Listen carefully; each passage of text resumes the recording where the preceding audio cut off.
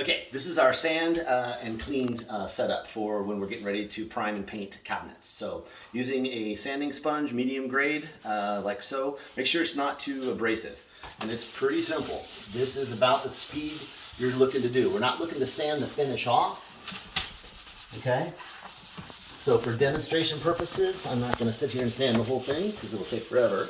But that's essentially as far as you're gonna go. So this is what you use on your flat surfaces. This is the kind of thing you would use when you get into these detailed areas. So it will sit there and contour. And this is your Festool sanding sponge. This is 220 grit. So you would work this down inside of all your little cracks and crevices, okay? Once you're done with your sanding, and you would always work left to right, top to bottom, do the entire kitchen, okay? Then you would take your vacuum, shop vac.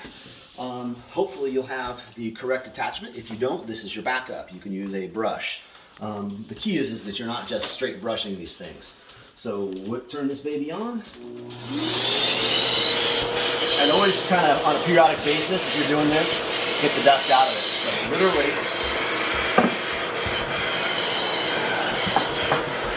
make sure to hit your surfaces down here because a lot of dust will sit on those. Okay? And then brush this out. And that's essentially it there. Okay? And the only reason we're doing that is to get the bulk of the dust so that we don't clog up our denatured alcohol rag. So you've got a denatured alcohol rag, or a rag in a bucket with your denatured alcohol, and you want to, don't ever just try to pour out of the can, I guess is my point. So get this guy wrung out, okay? And then it's pretty simple. Just basically wipe it down.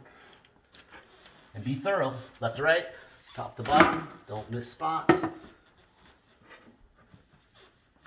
And you want to work your way all the way through. And so if you are around an area like a stove like this, you want to spend extra time and really, especially these sides that are over here, and you really want to, after it's sanded, okay, you want to make sure that you're really working on it to make sure there's no grease. And so I would even feel it if it feels tacky. Also, don't be afraid to pull out your light and actually look at it and see if there's any visible debris on there. So this has been gone over really well already. So this is more demonstration purposes, but I'm showing you kind of how fast it should go and what it should look like. And that's essentially it. Once this dries up, you'll want to inspect it, make sure you're good to go. Other than that, you're ready to prime.